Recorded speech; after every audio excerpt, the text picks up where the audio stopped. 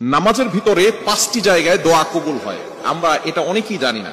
আমরা নামাজের পরে দোয়া নিয়ে মারামারি শুরু করি, নামাজের পরে দোয়া করা যাবে না, এই করা যাবে না, সেটা করা যাবে না। তবে নামাজের ভিতরে কিছু সময় আছে যে সময় দোয়া করলে দোয়া কবুল হয়, এটা আমরা অনেকেই জানি না। ফরজ নামাজে তো এই দোয়াগুলো আমরা করবো না, অবশ্যই আমরা নফল নামাজ যেটা পড়ি, যেটা আমরা নিজস্বভাবে পড়ি, ফরজ নামাজে ইমাম সাহেব যদি এই যে দোয়াগুলো আছে সেগুলোর পাশাপাশি অন্য দোয়াগুলো করেন তাহলে কিন্তু নামাজ অনেক দেরি হয়ে যাবে। তো নামাজের ভিতরে অনেক অসুস্থ ব্যক্তি থাকতে পারে, অনেক মুসাফির থাকতে পারে, এজন্য ইমাম সাহেব যিনি থাকবেন তাকে অনেক বিচক্ষণতার সহিত ইমামতি করতে হবে।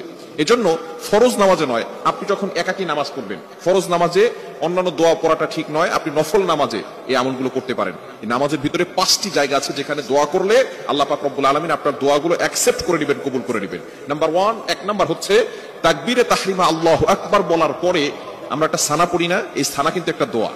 আমরা তাকবীরে তাহরিমা আল্লাহু আকবার বলার পরে সূরা ফাতিহার আগে এই সময়টা দোয়া কবুল হয়, আমরা এটা অনেকেই জানি না। এই সময় আমরা সানা পড়ি সুবহানাকাল্লাহুম্মা ওয়া বিহামদিকা ওয়া তাবারাকাসমুকা ওয়া তাআলা জাদ্দুকা ওয়া লা ইলাহা গায়রুক, এই দোয়াটা আমরা পড়ি না।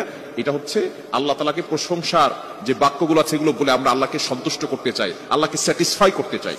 সুতরাং এখানে নবী সাল্লাল্লাহু আলাইহি ওয়াসাল্লাম আরো অনেক দোয়া পড়তেন, আল্লাহুম্মা বাঈদ, এবং আরো অনেক দোয়াগুলো নবীজি সাল্লাল্লাহু আলাইহি ওয়াসাল্লাম এখানে অ্যাড করতেন। কিন্তু আমরা শুধুমাত্র সানা পড়েই নামাজে চলে গেলে নামাজ হয়ে যাবে, এতে কোনো সমস্যা নাই। তবে নফল নামাজ আপনি এই সময় দোয়া করতে পারেন।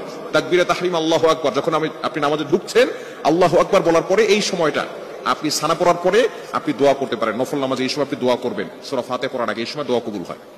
নাম্বার 2, দ্বিতীয় নাম্বার হচ্ছে রুকুতে যাওয়ার পরে দোয়া করলে দোয়া কবুল হয়। নফল নামাজে আপনি অবশ্যই চেষ্টা করবেন নফল নামাজে এই সময়গুলোতে দোয়া করার। যখন রুকুতে যাই সুবহান রাব্বিয়াল আযীম আমরা পড়ি, রুকুতে গিয়ে আমরা মাথাটাকে নিচু করে দেই।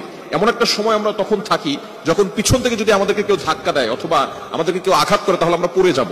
আমরা এমন একটা অবস্থায় থাকি, তখন আমরা রুকুতে মাথাটাকে ঝুঁকিয়ে দিয়ে আল্লাহকে বলতে চাই, আল্লাহ সুবহান রাব্বিয়াল আযীম, আপনি পবিত্র, আপনি বড় মহান। আমরা রুকু থেকে আল্লাহর প্রশংসা করি।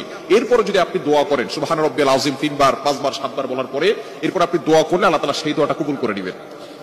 এরপরে 3 নাম্বার হচ্ছে সেজদায় গিয়ে দোয়া করলে দোয়া কবুল হয়। এটা আমরা অনেকেই জানি, সেজদায় গিয়ে দোয়া করলে দোয়া কবুল হয়। আমরা অনেকে মনে করি আমাদের কপালটা কার্পেটে লাগছে অথবা জায়নামাজে লাগছে। নো, আকরাবু মা ইয়াকুনুল আবদু হুয়া সাজিদ, যখন কোনো বান্দা সেজদা করে তখন তার কপালটা আল্লাহর কুদরতি পায়ে ঠেকিয়ে দেয়, বলেন সুবহানাল্লাহ। তাই ইমাজিন আপনি কল্পনা করতে পারছেন, আপনি মনে করছেন যে আপনার কপালটা কার্পেটে লাগছে অথবা টাইলসে লাগছে অথবা আপনার জায়নামাজে লাগছে। নো, আপনার কপালটা আল্লাহর কুদরতি পায়ে ঠেকিয়ে দিয়েছেন। তখন আপনি সুবহান রাব্বিয়াল আ'লা এটা বলার পরে নবী সাল্লাল্লাহু আলাইহি ওয়াসাল্লাম আরো দোয়া পড়তেন, সুবহান কুদ্দুসুন রব্বুনা ওয়া রব্বুল মালায়েকাতি ওয়ার রূহ, আরো নবী সাল্লাল্লাহু আলাইহি ওয়াসাল্লাম অনেক দোয়া পড়তেন।